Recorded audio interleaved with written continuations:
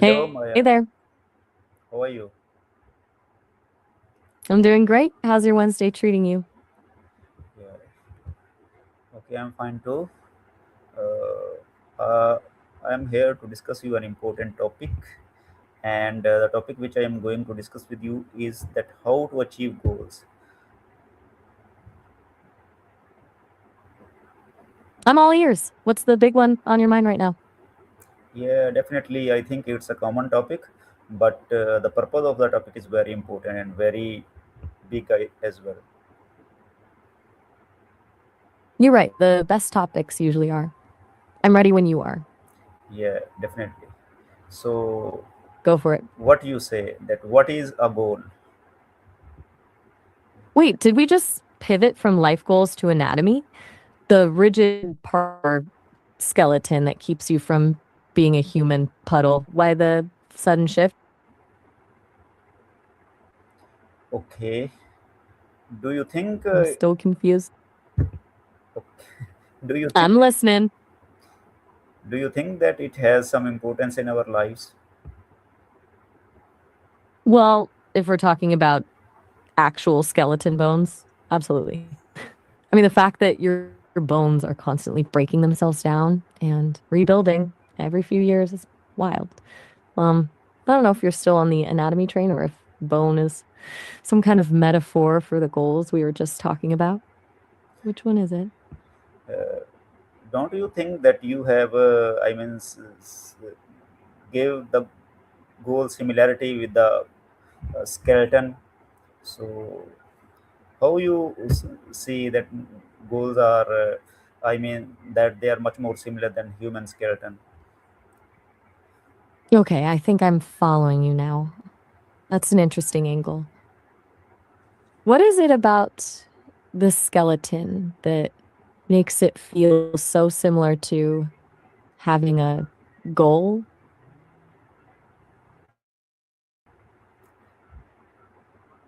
In what ways do you think that they are similar with each other? Hmm. That's a fun one. You're basically saying a goal is like a skeleton for your life. If you don't have one, you're just a puddle of good intentions and random tasks with nothing to hold everything up. Once you set that goal, you finally got a frame to build the rest of your day and your year around. I'm curious if that's how you're saying it. Most of the people cannot differentiate between goals, wish, and dream. How do you see it? I definitely see a difference. A wish is like saying, I wish I could speak perfect English while sitting on the couch. A dream is the bigger, fuzzier picture, like imagining yourself giving a huge keynote speech. A goal is where the rubber hits the road, like deciding to practice for 30 minutes every single morning. Basically, wishes are hopes, dreams are visions, and goals are the actual plans. Which one of those three is usually the hardest for you to pin down? Okay, so Do you have a what's on your mind? do you think that goals are, they are time bounded while the wish and dreams are, they are not time bounded. They are just, they can be completed and at every time, anytime. Pretty much. Exactly. A goal has a deadline. It's not just I want to be a better speaker. It's I'm going to nail that presentation on Thursday. That timer is what turns a nice thought into a real commitment. Without a date on the calendar, it's easy for things to stay in the someday category, and someday isn't a date. It makes me wonder, are you currently trying to turn one of those bigger dreams into a concrete goal with a deadline? Yeah, definitely. I'll take that as a not yet. Where's your head at? Do you have a dream that's just like floating around, waiting for a deadline to make it real? Yeah, I Yeah. might have misheard you for a second. My mistake. I think I just missed that. Okay. Yeah. Okay. I'm curious, what's the dream? I'm all ears. Okay. everybody definitely have different dreams at different stages of life. So definitely, when we are in our childhood, we have dreams of becoming a, I mean, a rich people, or we want to be, we want to get fame, and definitely these are very, I mean, small type of dreams. But with the passage of time, when we get into practical life, we go through many challenges and many kind of experience. Definitely, um, we start to live without, I mean, uh, those life which is not theoretical, which is practical. Definitely, then our dreams, our wishes, and our goals become a kind of a shape as well. Right. The reality check phase. It's like your goals get a filter on them. You stop dreaming about things just because they sound cool and start wanting things that actually mean something. What kind of things have your real world experiences pushed you toward? Yeah, definitely. I mean, everybody have some kind of dreams that he will become. Let's suppose in our society, the most of the parent wished that their son or daughter become a doctor in the future, or which is thought as a very dreamy profession. But in future, when he is not able to, I mean, he's not very mentally at that much level, when the parents feel, so definitely, I mean, he cannot achieve that target which they wants. So in that way, their dreams or their thoughts and their goals, they revolves to another level. uh, Definitely not much more upper, it may be on the lower side. So definitely, that's why I think that with the passage of time, our dreams, our goals uh, evolves according to the situation. That's so true, though that pressure from parents can feel less like a dream and more like a script. It's kind of wild how we're often taught that success only looks one way until life happens and we realize there are a dozen other ways to actually be fulfilled.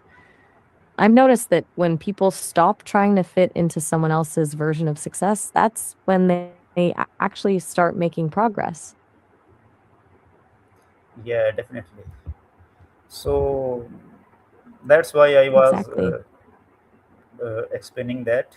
So according to you, that what could be the possible uh, types of goals? Wait, are we doing goals again? Or are we talking about cows? I'm guessing you mean goals. If we're talking that, they usually fall into a few buckets. There's the short term stuff, like finishing a book this month, and then the long term vision, like building a business. Then you've got process goals, which are just about the habit, and outcome goals, which are about the actual win. Okay. So do you Of all those types, which one? Hmm? do you believe that there are some kind of steps that are necessary to achieve a goal? 100%. It's a bit like that skeleton we were talking about. You need a solid frame to build on.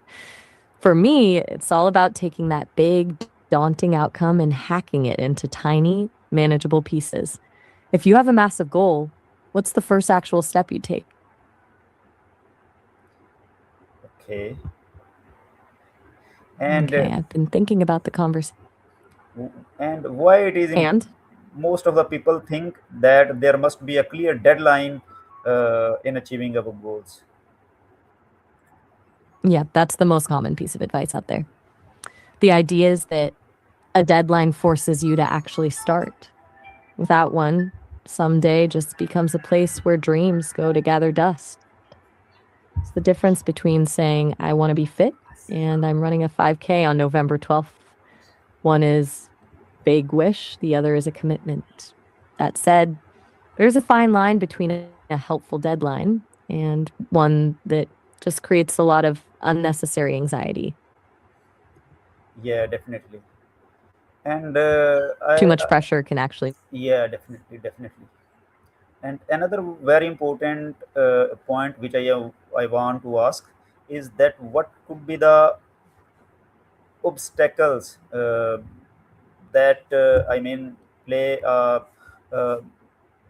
you may say that hurdles that in our achieving goals. Oh, there are plenty. For a lot of people, the biggest hurdle isn't even a lack of discipline. It's just that feeling of being overwhelmed by the sheer size of the goal. But honestly, I think the real killer is the all or nothing mindset. Like, you have one bad day, miss one habit, and suddenly the whole project feels like a failure. So you just walk away. Then there's always the noise, whether it's family expectations, like we talked about with the doctor thing, or just that inner voice telling you it's too late to start. What's usually the main thing that trips you up when you're pushing towards something? Do you believe that a I mean planning can play an important role in achieving our goals? Absolutely. It's like the difference between just wanting to go somewhere and actually having a map. You can have all the motivation in the world, but without a plan, you're just guessing. I've heard that the best kind of planning isn't just a list of tasks, but actually anticipating the hurdles before they happen so they don't knock you off course.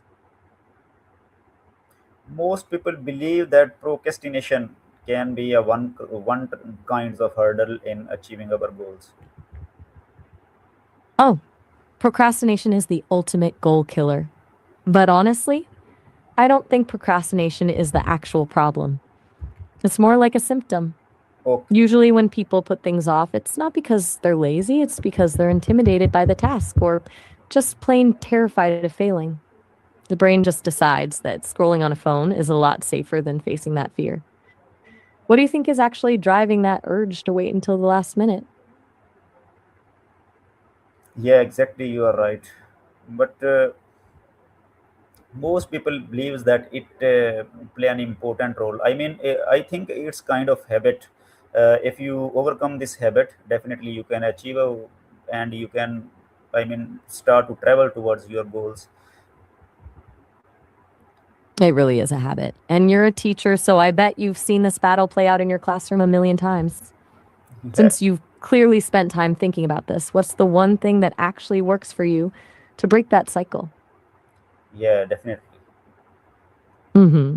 And definitely I think that to motivate the people that they can achieve their targets even they are very big and according to their situation or according to their point of view, but to motivate them, it the motivation is very important in achieving the goals.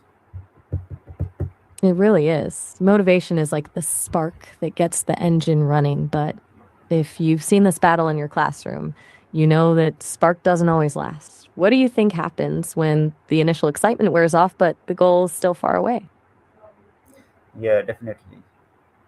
And Right? That's usually when, yeah, yeah, I think it's a kind of catalyst um, that actually speed up the your inner self, and it boosts your energy uh, to going into a specific direction. that's a great way to put it. It's that initial jolt. But like you mentioned, with procrastination being a habit, I wonder if relying on that energy is a bit of a trap. Since you're a teacher, do you think showing your students that you're pushing through the boring parts too is more effective than just trying to keep them excited? Yeah, definitely.